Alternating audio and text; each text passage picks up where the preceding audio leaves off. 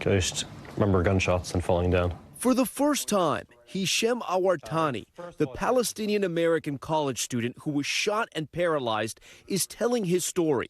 How he and his two friends were ambushed on a November night in Burlington, Vermont, he says, because of racism. Growing up in Palestine, this was something that I'd always thought was possible. But did you think it happened here? Not really, no. I definitely expected it would happen to me in like the West Bank in Palestine, but not in Vermont.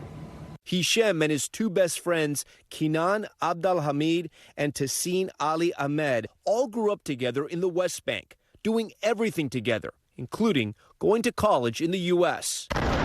With the war raging, the friends decided to stay with Hisham's family in Burlington during the Thanksgiving break. Hisham's uncle was driving us from bowling alley, and before we went into the house, we decided to walk around the blocks, what we usually do.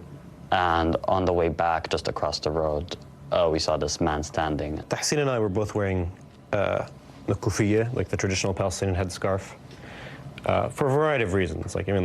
Practically because it was really cold, but on a more meaningful sense, it's because that we felt as Palestinians during this time period, it's important for us to show our identity and to show that we exist and that we're human.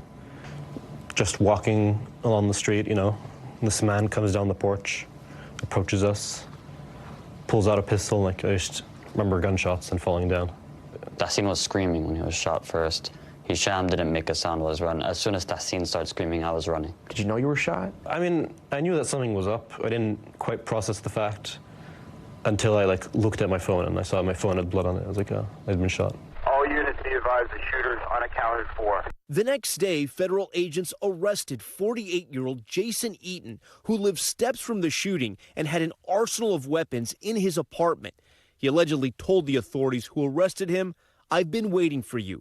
Eaton has pleaded not guilty to attempted murder charges. Why do you think he shot you? Systematic dehumanization. I just don't think of the issue as an individual. Yeah. I think there's been a lot of attempts for us to fully only demonize the guy, but we realize this is part of a larger systematic issue, which both on purpose and not, people would like to focus on him as an individual. Oh, he's just this one evil guy.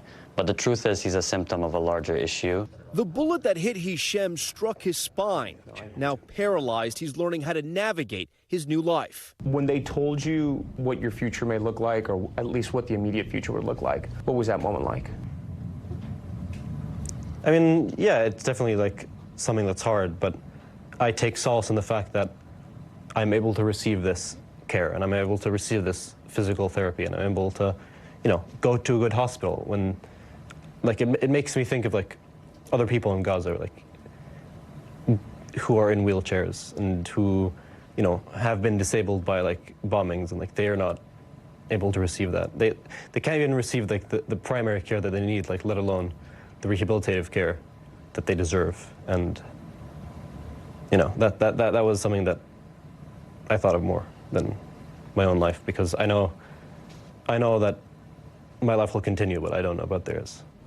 What's it like to see your friend, your best friend, your brother, in a wheelchair? It's very hard. Yeah, it's very, very hard.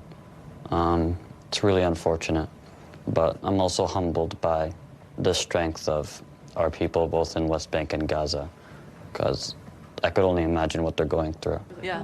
As he goes through rehab, his family, including his mother, who is American, right by his side. I'm so angry, not at what happened to him, but the fact that he is being seen as part of a community that can be exterminated and can be demolished and can be abused without anyone standing up. But I'm a mother, and my son is alive, and he is cared for. And I am so angry that other mothers don't have that. And so what is my pain to the pain of other mothers? And what is my grief? I still have my child. I can still touch him.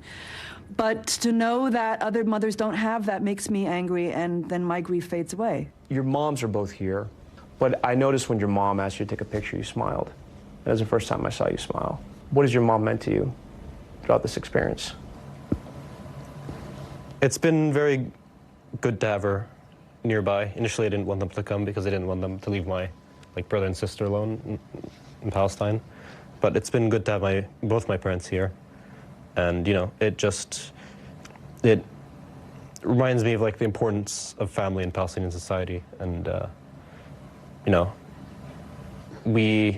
as a community in Palestine, a way that we're able to get through so much adversity is being together and supporting each other as families, and that just made me appreciate that more. So far, the suspect in this case, Jason Eastna, has not been charged with a hate crime. The state attorney in the case has said there is no doubt this was a hateful act, and they are still investigating the crime. Thanks for watching. Stay updated about breaking news and top stories on the NBC News app or follow us on social media.